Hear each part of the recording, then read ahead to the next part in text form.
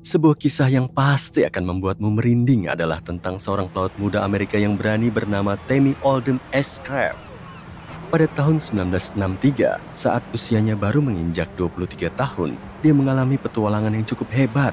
Bersama kekasihnya yang berkebangsaan Inggris, Richard Sharp, dia ditugaskan untuk mengarungi samudera dari Tahiti ke San Diego di California dengan kapal pesiar mewah.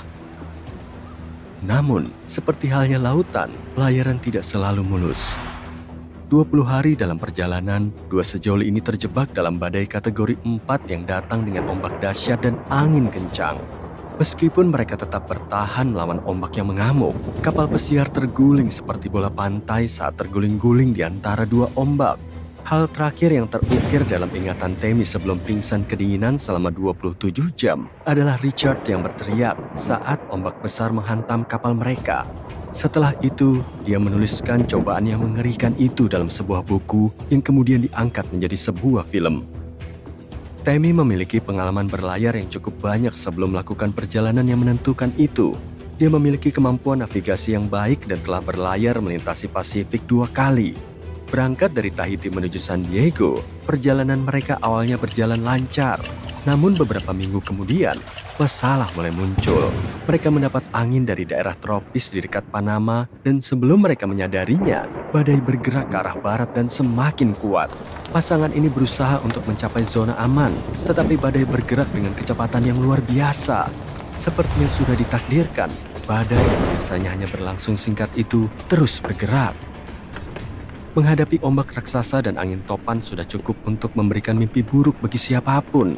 Kapal ini mengalami guncangan, dan meskipun mereka telah melakukan persiapan terbaik, menghadapi lautan yang ganas seperti itu adalah tugas yang monumental.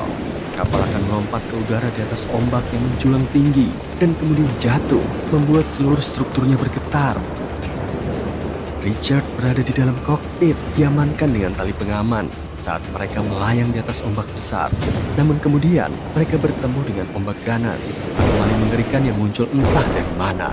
Salah satu ombak tersebut membuat kapal berputar 360 derajat, dan itulah hal terakhir yang diingat Tammy. Ketika dia tersadar, Richard tidak dapat ditemukan. Tali pengaman yang dimaksudkan untuk menahannya agar tetap berada di atas kapal putus. Tanpa ada seorang pun di dekatnya yang bisa menangkap sinyal bahaya, Tammy hanya memiliki radio jarak jauh yang tidak berfungsi setelah 2 minggu terombang-ambing di laut. Yang dia miliki hanyalah sebuah radio frekuensi sangat tinggi, atau VHF jarak pendek, yang sudah tidak berfungsi lagi setelah 5 hari karena rusak terkena air. Dia sendirian dan benar-benar terputus.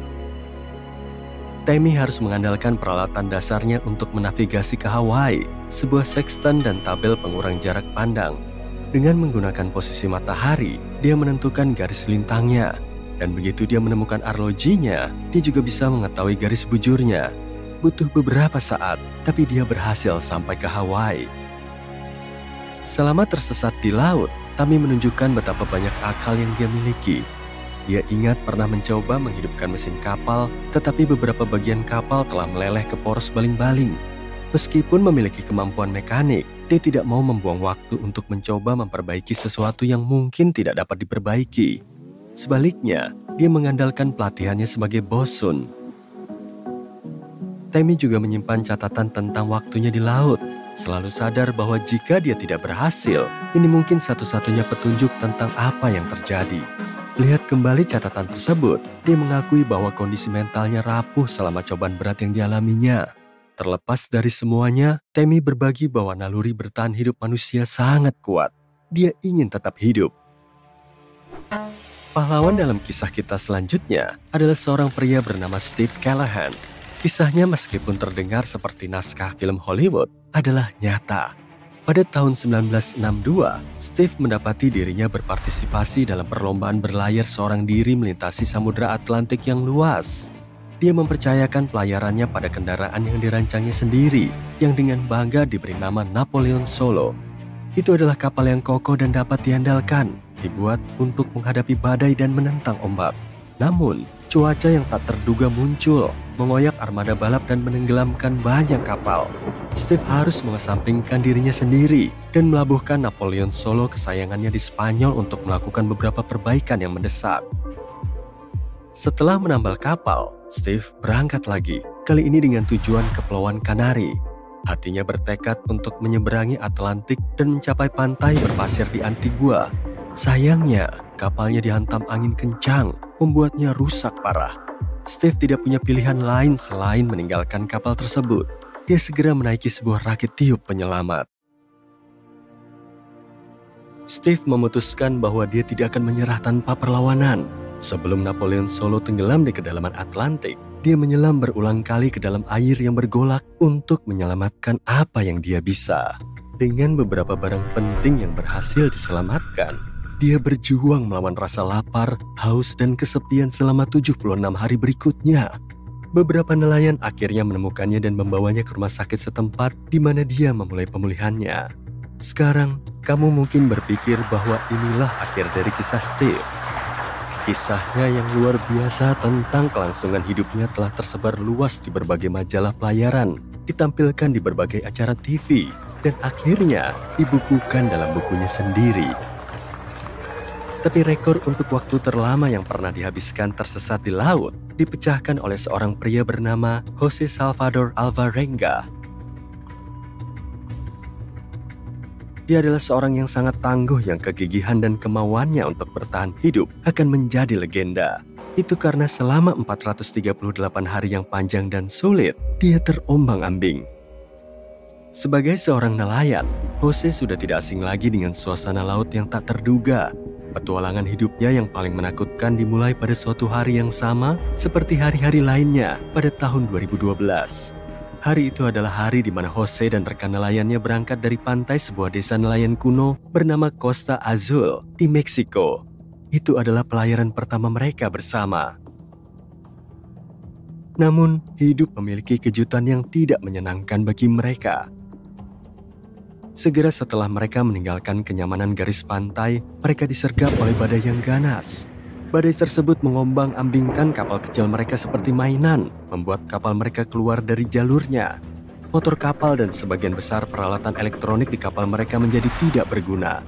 Jose, yang menunjukkan pemikirannya yang cepat, berhasil menghubungi bosnya untuk meminta bantuan sebelum alat komunikasi itu mati.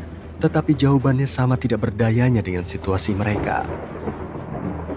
Selama 5 hari tanpa henti, badai mengacaukan mereka. Ketika langit akhirnya cerah, Jose dan rekannya mendapati diri mereka tersesat tanpa mengetahui keberadaan mereka atau cara untuk kembali. Lebih buruk lagi, badai telah merenggut sebagian besar peralatan memancing mereka, sehingga mereka hanya memiliki alat bertahan hidup yang sederhana. Kapal mereka tidak lagi memiliki layar, motor, atau dayung. Bulan demi bulan, mereka terombang-ambing tanpa tujuan. Makanan mereka berasal dari alam, air hujan dan kumpulan makhluk laut seperti ikan, kura-kura, dan burung. Setelah sekitar 4 bulan, Jose kehilangan temannya. Namun dia memutuskan untuk terus melanjutkan perjalanan dengan harapan suatu hari nanti dia akan diselamatkan. Sedikit yang dia tahu, dia belum sampai di akhir perjalanannya. Dia berusaha memberi isyarat kepada setiap kapal yang lewat, tetapi teriakannya yang putus asa untuk meminta bantuan tidak ada gunanya. Dengan hanya mengandalkan air hujan dan apapun yang ditawarkan laut sebagai makanan, Jose mencatat hari-harinya berdasarkan perubahan fase bulan. Setahun lebih setelah badai dahsyat itu, Jose akhirnya melihat daratan. Hatinya dipenuhi dengan harapan, dan dia meninggalkan kapalnya yang sudah usang dan memilih untuk berenang menuju pantai. Yang membuatnya takjub, dia menemukan dirinya berada di salah satu kepulauan Marshall yang terletak di seberang Pasifik, tempat cobaannya dimulai. Pria itu dibawa ke rumah sakit di mana dia perlahan tapi pasti memulihkan kekuatannya. Sekembalinya ke rumah, keluarganya menyatakan bahwa mereka tidak pernah menyerah dan sangat senang dengan berita penemuannya. Namun, kisah bertahan hidup ini begitu fantastis sehingga banyak orang yang mengangkat alis mereka dengan keraguan. Mungkinkah seorang pria benar-benar bisa bertahan hidup begitu lama di lautan dengan sebuah kapal kecil? Tetapi ada juga yang menawarkan tandingannya. Para ahli menjelaskan bahwa daging segar dari burung dan penyu yang diklaim dikonsumsi Alvarenga dalam jumlah banyak mengandung vitamin C yang cukup untuk memastikan kelangsungan hidupnya.